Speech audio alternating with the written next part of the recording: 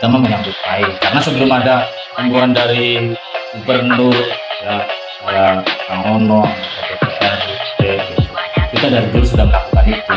SMA itu diproyeksikan untuk melanjutkan kuliah atau jenjang kuliah. Kalau SMK ya diproyeksikan untuk langsung mendapatkan keahlian tertentu untuk setelah lulus itu menduduki ya, posisi-posisi di lapangan kerja. Angka pengangguran itu ternyata paling besar itu disumbang oleh lulusan SMK. Kalau di Indonesia pengangguran itu ada berapa puluh juta gitu, maka emang sebagian besar lulusan SMK. Sudah mereka nggak punya skill betulan, yang sini udah jadi.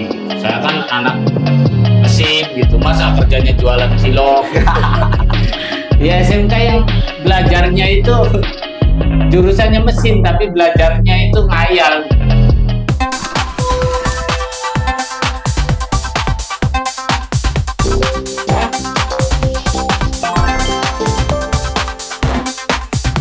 Kali ini kita bersama seorang yang saya sudah lama kenal tentu.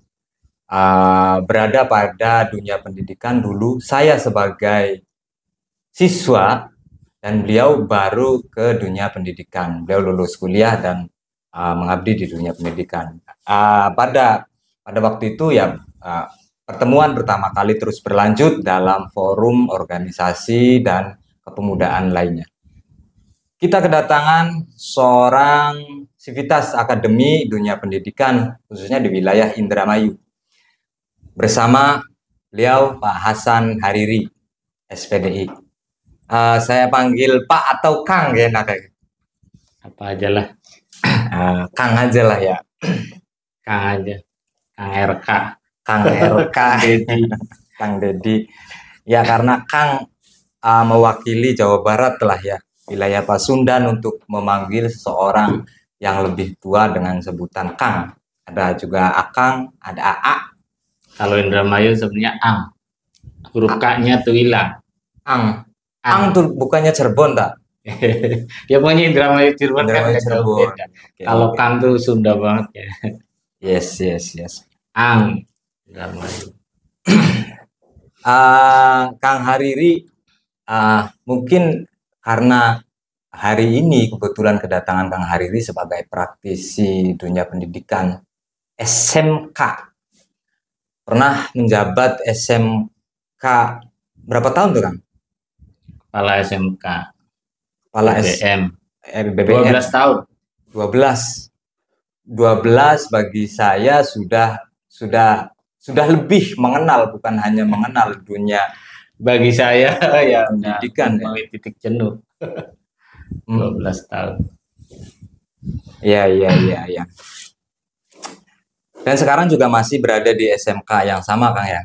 Ya. Oke. Sebagai tenaga pengajar dan dapat tugas sebagai wakil kepala bidang Humas, hubungan masyarakat dan Hubin. Kalau SMK ada Hubinnya, hubungan industri. Hubungan industri atau BKK. Ya, pokoknya saya ngurusin urusan eksternal lah. Sekolah dengan dunia luar. Oke, baik. Maka obrolannya ini tentang dunia industri dan dunia SMK tadi ya. Saya beri tajuk untuk bincang kita kali ini, untuk diskusi kali ini, mencari informasi tentang benarkah siswa lulusan SMK atau SMA ini jadi pengangguran. Nanti kita bahas. Yang pertama mungkin untuk mengawali perbincangan diskusi pada kali ini, Kang, tentang program yang ada di Jawa Barat ini. Gubernur kita, Deddy Mulyadi, terus menggelorakan soal ijazah tuh. Ijazah yang masih ada di sekolah diharap untuk segera diberikan ke siswa yang sudah lulus. Juga kalau nggak salah Wakil Ketua DPR juga ya menyoroti hal ini, Bapak Ono Surono. Nah, saya mau mengkonfirmasi kepada sekolah, khususnya sekolah SMK yang ada di Indramayu tentu, bagaimana respon sekolah sebenarnya tentang program yang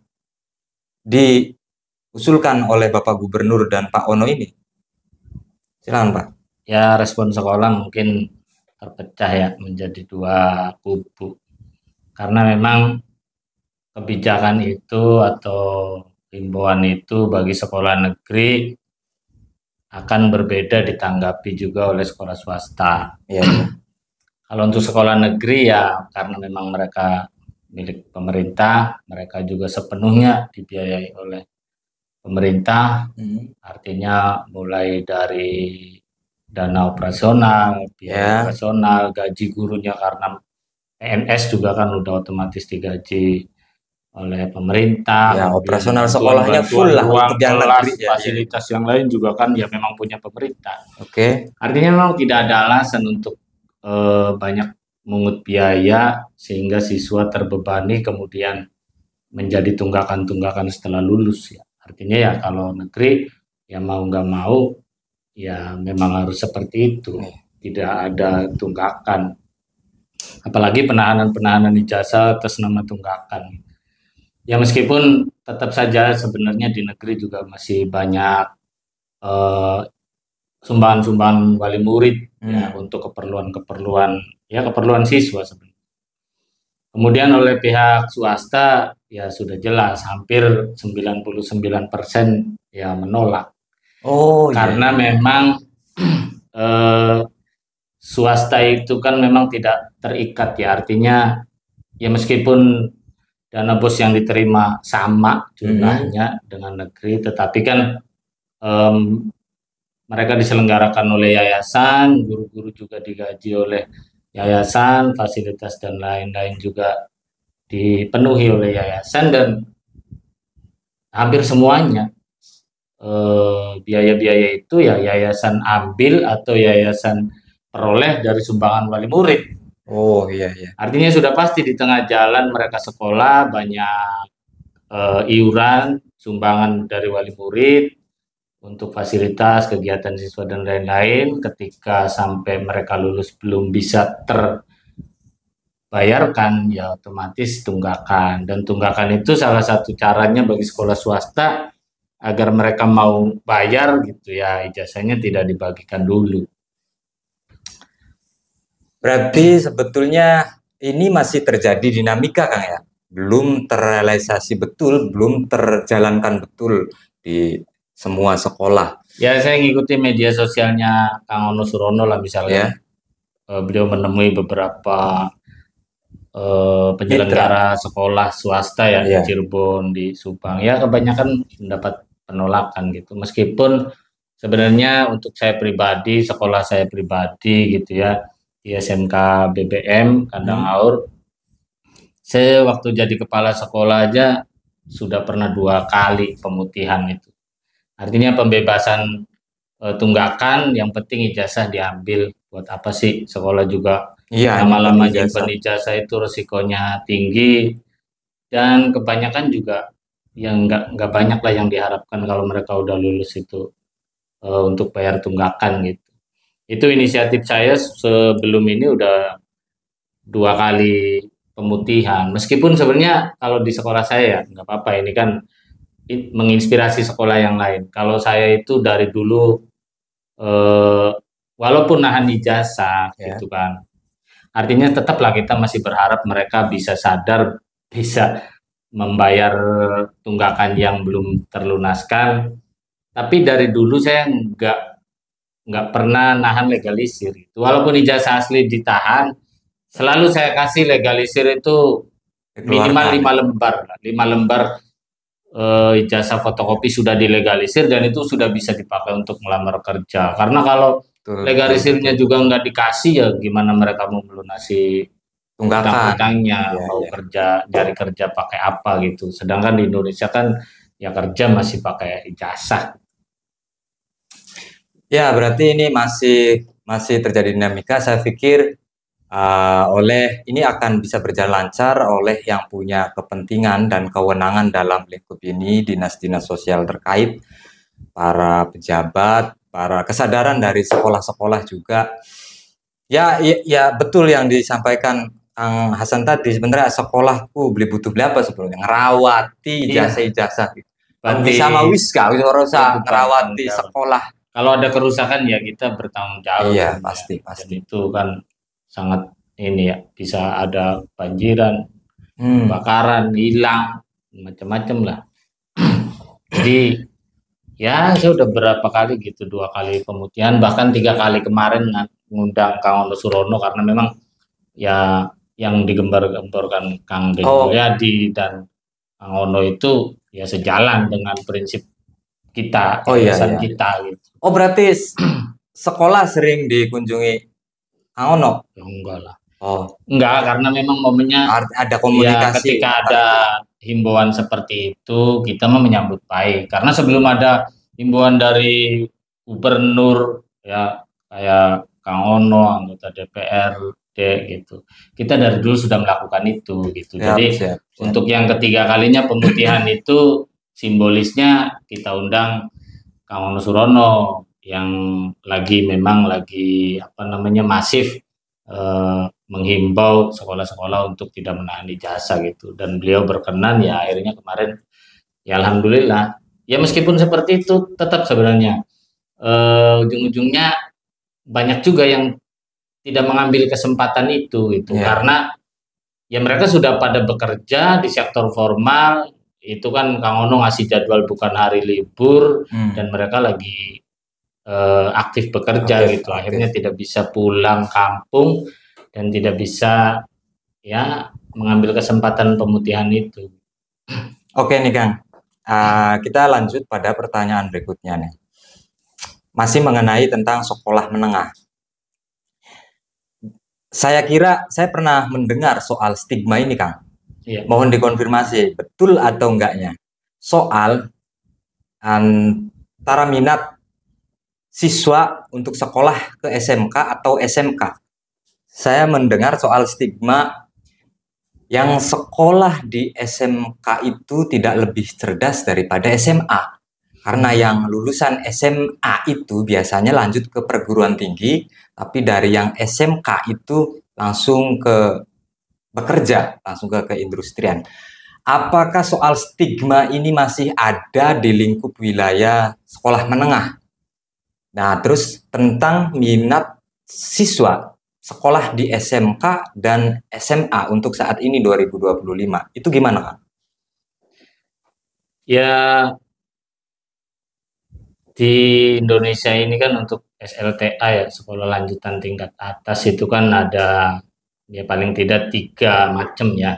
Ada sekolah menengah atas, ada sekolah menengah kejuruan, dan madrasah aliyah. Dan itu 3-tiganya ya punya orientasi yang berbeda. Saya sendiri kalau sosialisasi ke anak-anak SMP ya kasih pengertian yang sebenar-benarnya bahwa memang SMA itu diproyeksikan untuk melanjutkan kuliah ke jenjang kuliah. Kalau SMK ya diproyeksikan untuk langsung mendapatkan keahlian tertentu untuk setelah lulus itu menduduki ya posisi-posisi di lapangan kerja baik lokal maupun nasional bahkan internasional. Nah, kalau madrasah aliyah ya sebenarnya madrasah aliyah juga ada 2 macam juga. Ada madrasah aliyah biasa, ada madrasah aliyah kejuruan MAK. Tapi memang MAK ini masih sangat jarang dikenal oleh masyarakat karena memang ya entitasnya juga kecil ya, sangat sedikit madrasah aliyah kejuruan itu. Tapi ya mungkin sama dengan SMA dan SMK, cuman di bawah Kementerian Agama, artinya memang ada mapel-mapel muatan agamanya lebih banyak. Tapi ya MAK itu berarti madrasah aliyah yang ada jurusannya kejuruan sesuai dengan mungkin ya hampir sama lah dengan SMK seperti itu. Nah, adapun stigma masalah lebih cerdas itu sebenarnya lebih ke minat aja. Minat ya? Ya saya sih kalau sosialisasi ke calon lulusan SMP itu ya fair aja. Kalau kalian minat untuk kuliah, punya rencana untuk kuliah, ya lebih bagus masuk SMA karena SMA itu kan disiapkan untuk itu gitu. Artinya nalar riset, penelitian kan MIPA-nya itu kan lebih lebih dapet ya. Ya meskipun di SMA juga ada yang bahasa, ada yang sosial. Tapi memang ya seperti itu. Nah, kalau kalian lulus SLTA itu pengen langsung bekerja, ya alangkah lebih baiknya masuk sekolah menengah kejuruan karena sudah dari awal Dibekali diberi soal keahlian. diberi pilihan kejuruan, mau minatnya di bidang apa gitu. Ya, Kemudian ya. diharapkan setelah lulus itu ya sudah menguasai beberapa skill sehingga ya bisa menempati posisi-posisi lapangan kerja yang ada di dunia usaha industri. Kalau soal kurikulum mah sama ya yang dipakai oleh SMA dan SMK. Ya kalau kurikulum kan nasional, Nasional. cuman ya tetap berbeda. Artinya permen yang dipakai berbeda, permen diktinya. Kalau dulu kan ada dikti, sekarang ya Permendikdas. Artinya kalau untuk SMA ya SMA, mapelnya ya khusus, Oh iya, SMK juga. mapelnya juga kan beda ya. Oke, oke. Nah, menarik tentang tadi tuh Kang. Tadi disebutkan bahwa output dari SMK juga disiapkan untuk keluaran kelulusan sehingga punya skill atau keahlian. Nah, di antara kelulusan kesiswaan di SMK sebetulnya seberapa diserapkah oleh tenaga kerja di wilayah Indramayu maupun Jawa Barat?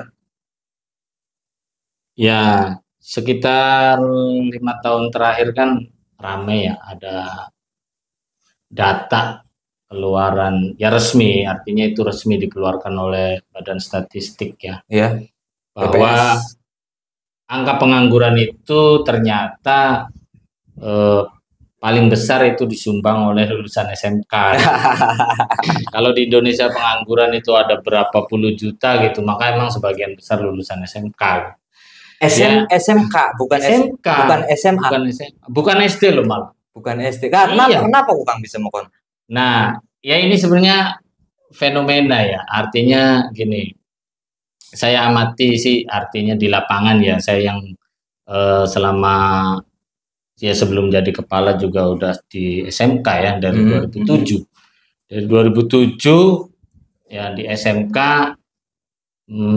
menurut pengamatan saya di lapangan memang masih ada apa ya paradigma bahwa SLTA itu lumayan lah. Artinya kan nggak sekolah dasar banget. Justru karena mereka merasa lumayan lulusan SLTA itu akhirnya dibandingkan dengan lulusan SD, ya mereka lebih gengsi gitu, gengsi untuk menempati posisi-posisi pekerjaan yang istilahnya mereka anggap rendahan gitu ya, atau berwirausaha jualan-jualan yang jadi akhirnya mereka lebih pilih Sehingga lulusan SMK ini terjebak pada situasi di mana dia tidak siap nih soal kompetisi ini untuk SD kelas. jadi begini, kalau saya amati kalau kenapa penyumbang pengangguran itu bukan lulusan SD, karena lulusan SD itu mereka sudah legowo ya, sudah ngerasa saya itu cuma lulusan SD kerja apa aja mau. Ya artinya, nah lulusan SMK ini lebih pilih-pilih ya. Pilih-pilih sudah mereka nggak punya skill betulan, gengsinya udah jadi gitu. Saya kan anak mesin gitu, masa kerjanya jualan cilok. Jadi mereka gitu. Atau memang lapangan kerjanya yang belum tersedia, Bang? Ya kalau itu kan persoalan dari dulu ya. Artinya klasik sih sebenarnya. Jadi gini, kalau terkait angka pengangguran yang lebih banyak disumbang oleh lulusan SMK itu, pertama satu itu ya, terkait dengan ya perbedaannya dengan lulusan SD dan SMP gitu. Mereka sok pilih-pilih ya kerjaan yang sesuai dengan keahlian mereka. Mereka merasa sudah dibekali dengan jurusan ini, jurusan itu, sehingga ada pekerjaan yang di luar apa istilahnya jurusan mereka nggak ambil. Itu satu. Yang kedua memang saya ingat ketika zaman Pak SBY itu sekolah menengah kejuruan di tahun 2006-2007 itu eh, sangat digalakkan ya oleh pemerintah, sehingga memang antusiasme para penyelenggara pendidikan swasta itu rame-rame bikin SMK. Di 2006-2007 itu SMK menjamu. Iya, iya. Artinya ketika SMK ini terlalu banyak, apalagi di Indramayu nih. Indramayu itu SMK swasta itu hampir ada 130-an, negerinya cuma 19. Ya, 130, 150 lah negeri swasta itu, lebih dari 150 di Indramayu. Sedangkan di Majalengka aja cuma ada nggak lebih dari 50 SMK negeri dan swasta gitu. 3 kali lipatnya Indramayu. Nah, akhirnya dari fenomena seperti itu, saking banyaknya SMK, ya ujung-ujungnya mereka kebanyakan SMK sastra gitu. Paham nggak SMK sastra? Apa tuh enggak? Ya SMK yang belajarnya itu jurusannya mesin, tapi belajarnya itu ngayal gitu. Hanya teori-teori, nggak pernah praktek, nggak punya alat praktek. Karena gitu. sarananya Jangankan alatnya, gurunya pun nggak punya. Mereka berani buka jurusan mesin. Padahal mereka nggak punya tenaga pendidik di bidang mesin. Artinya, apalagi alatnya yang mahal-mahal. Akhirnya ya cerita aja SMK sastra gitu. Sehingga lulusnya ya gimana mau kompeten gitu. Iya, pasti. Nah, makanya di Indramayu juga SMK yang banyak itu ya tidak dibarengi dengan kualitas. Ya justru saking banyaknya SMK akhirnya, dan kebanyakan yayasan di kita juga income untuk pengelolaan pendidikan, operasional pendidikan itu dari wari murid dan bos. Maka ketika muridnya SMK-nya banyak, akhirnya muridnya kan sedikit-sedikit tuh di setiap kecamatan. Muridnya sedikit, ya yayasan nggak bisa ngapa-ngapain. Artinya operasionalnya juga kurang. Jangankan beli alat yang mahal-mahal gitu kan, untuk ruang kelas, untuk meja kursi yang standar gitu aja mereka kadang nggak mampu memenuhi. Nah dari situ sehingga lulusannya ya sudah bisa dibayangkan. Ketika lulusannya seperti itu, ya gimana mereka mau gampang diterima di posisi-posisi pekerjaan yang butuh keahlian tertentu, sedangkan mereka ijazahnya iya misalkan jurusan teknik otomotif, keahliannya mereka nggak punya gitu. Begitu tes masuk, ya baru psikotes saja mereka udah gugur, belum wawancara, belum. Jadi ya kalau di sektor formal ya seperti itu. Jadi ya tadi ada dua faktor, di samping memang banyak SMK yang nggak berkualitas yang mencetak lulusan yang ideal, ya juga mereka sudah terlanjur gengsi gitu. Jadi ya sangat logis sih sebenarnya. Nggak usah saya bantah, memang sangat logis kalau memang SMK itu menjadi penyumbang pengangguran terbesar di Indonesia. Oke, selanjutnya nih Kang. Ya. Saya punya data. Ada data menunjukkan bahwa kelompok menengah di kita ini turun kelas. Dan yang kita cadangkan Indonesia emas, bisa dikatakan Indonesia cemas sekarang. Ini ada di beberapa liputan, di beberapa media. Kenapa demikian? Ya, dari angka ini menunjukkan bahwa terjadi tingkat kemiskinan yang ekstrim. Bisa dikatakan itu dari sektor lapangan kerja juga. Tadi soal kelulusan siswa yang tidak terserap oleh lapangan kerja. Dan memang faktor lain juga ada. Artinya untuk wilayah kerja, teman-teman lulusan di tingkat SMA dan SMK, sebetulnya untuk sekarang ini Kang, seberapa besar sih ada peluang? Ini pastikan kita terus punya peluang untuk bisa memperbaiki kondisi sekarang, kondisi siswa anak lulusan kita, Kan ada juga program-program pemerintah yang sudah mencanangkan beberapa program. Nah, kita mengukur dari program-program yang ada ini tentang seberapa besar sih potensi di lapangan untuk siswa lulusan SMK dan SMA bisa terserap pada dunia industri. Mungkin dari analisa Pak Hasan selaku praktisi dunia pendidikan bisa memberikan gambaran seberapa besar potensi bisa terserap untuk wilayah industri, khususnya di Indramayu yang nanti akan ada di sini ya. Silakan. Ya, dari 20 tahun terakhir di Indramayu itu memang lulusan-lulusan SMA, SMK yang memilih pilihan untuk bekerja di dunia industri, kebanyakan memang masih memilih daerah-daerah Bekasi, Cikarang, Kerawang, Purwakarta, dan 5 tahun terakhir di daerah Subang sudah banyak Majalengka gitu. Nah, untuk Indramayu sendiri ya mudah-mudahan lah sekarang sudah ada apa istilahnya calon kawasan industri lagi berproses ya di beberapa kecamatan yang memang di RT RW terakhir di Perbub itu bahwa paling tidak Kecamatan Balongan, kemudian Sarang, Cikedung, Trisi, sama Gantar kalau nggak salah itu sudah bisa dialokasikan untuk industri gitu kan. Dan itu memang ya harus mau tidak mau gitu ya, sejalan juga dengan program provinsi yaitu kawasan Rebana ya untuk kota Kabupaten Cirebon, Kabupaten Indramayu, Majalengka, Sumedang dan Subang gitu ya. Dengan dibangunnya pelabuhan Patimban, kemudian Kertajati, bandara dan seterusnya. Dan infrastruktur yang lain seperti tol Kertajati Indramayu, kemudian ada asrama haji sekarang yang dari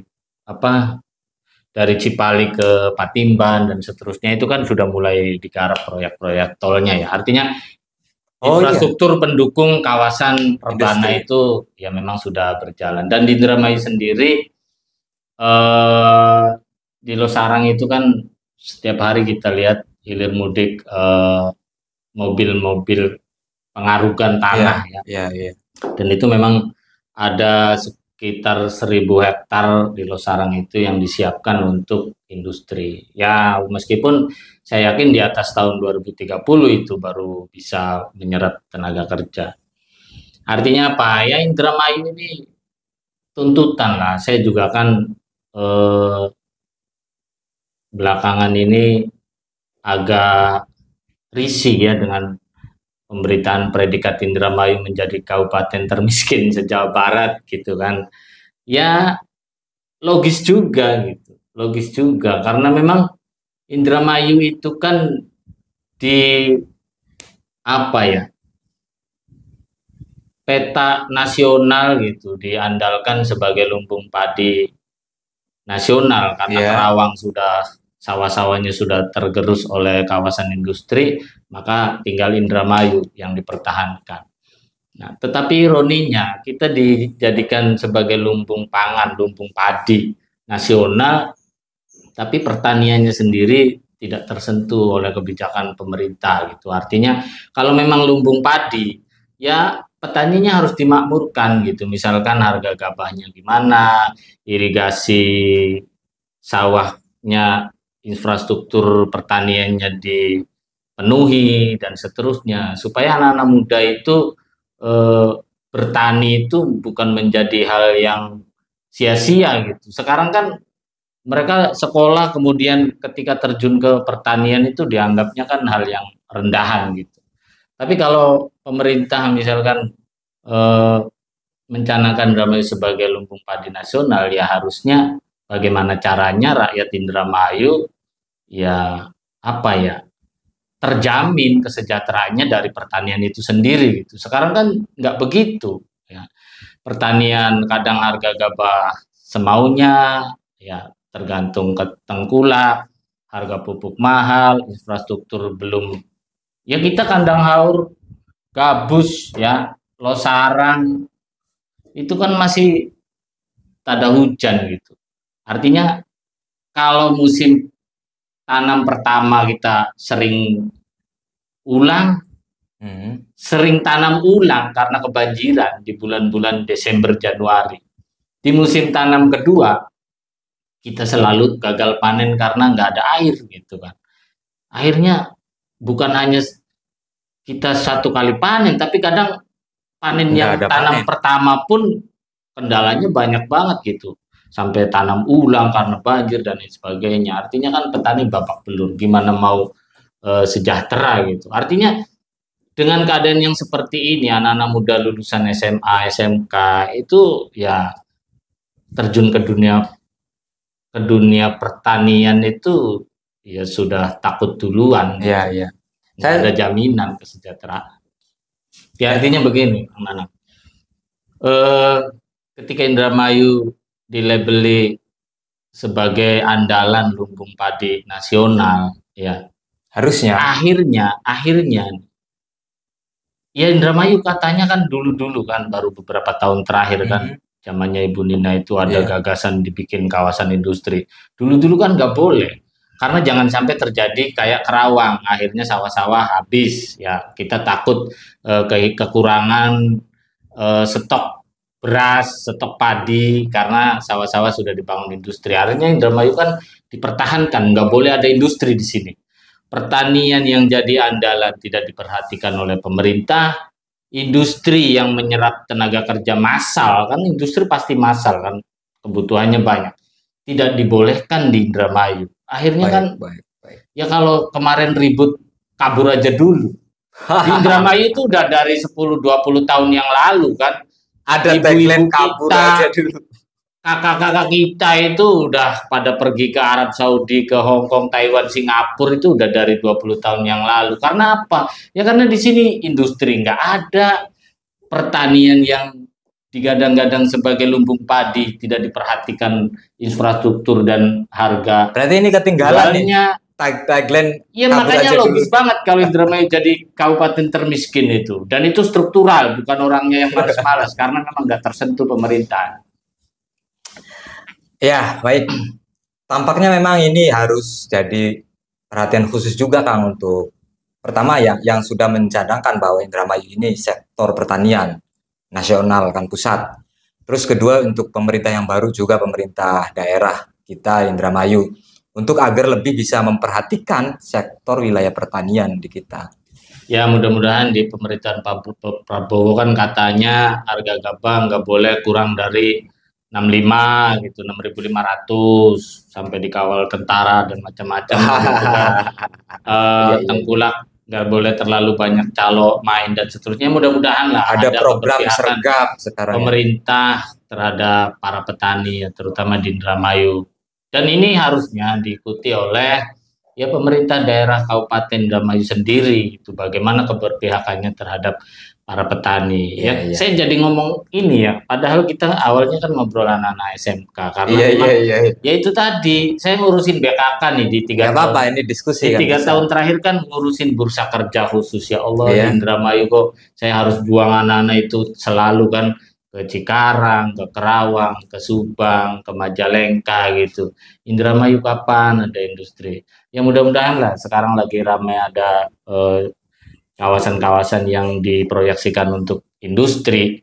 Ya mudah-mudahan 2030 tahun ke sana ya anak-anak kita bisa ada penyerapan tenaga kerja massal dari industri-industri itu, yang dimana tadi DPRD Kabupaten juga sudah meninjau itu, katanya sekitar 100 lebih perusahaan yang mau invest di situ, kemudian butuh juga lebih dari berapa itu ya, 30.000 karyawan gitu. Ya mudah-mudahan, tapi yang jelas sebagaimana yang kemarin ramai juga Kang Deddy Mulyadi ya, Dan ini terjadi di kabupaten-kabupaten dengan kawasan industri baru ya, kayak Majalengka, Subang gitu. Itu ya lagi-lagi ya ketika sudah ada lapangan kerja dan macam-macam, bukannya dinas ketenaga kerjaan yang memainkan peran untuk misalkan ya seleksi tenaga kerja, pembukaan lokernya, pengumuman info-info loker dan lain sebagainya. Tapi justru tadi ya larinya itu ke ormas-ormas yang nggak jelas, ya yang pertanggungjawabannya juga nggak jelas, ya transparansi publiknya juga ya diragukan gitu. Ya, ya, ya, ya. Ini Saya saya paham. ketika bergaul dengan teman-teman BKK di Kabupaten Majalengka misalkan yang baru-baru banyak industri. Ya BKK itu kan bursa kerja khusus yang dapat izin langsung dari Disnaker kabupaten setempat gitu untuk menyalurkan alumni-alumni sekolahnya ke dunia-dunia kerja di kabupaten itu, di industri di kabupaten itu. Tapi tetap mereka justru kesusahan, nggak mendapatkan wewenang itu, malah yang dapat kan kalau pengen masuk kerja kayak di Nabati Majalengka itu misalkan lewat Karang Taruna, lewat Ormas A, lewat Ormas B. Jadi ya semerawutnya Indonesia tuh seperti itulah. Akhirnya kita-kita yang di BKK resmi gitu ya, yang tanggung jawabnya jelas, ada laporan setiap bulan ke Dinas Tenaga Kerja, ada aturan-aturan yang harus kita pegang, transparansi publiknya, pertanggungjawabannya jelas, justru tidak mendapatkan peran-peran itu ketika banyak industri yang berkembang di situ. Makanya saya juga mohon nanti ke Dinas Tenaga Kerja Indramayu ketika industri ini sudah banyak membutuhkan tenaga kerja, ya pertama harus diutamakan putra daerah Indramayu sendiri. Ya. Kemudian bagaimana keberpihakan Dinas Tenaga Kerja terhadap misalkan bursa kerja yang ada di SMK gitu kan. Bukan malah ya tadi ketika industri dibuka, info lokernya, rekrutmennya itu malah diambil alih oleh ormas-ormas yang tadi ya kurang transparan sih, publiknya juga kurang gitu. Banyak konflik kepentingan.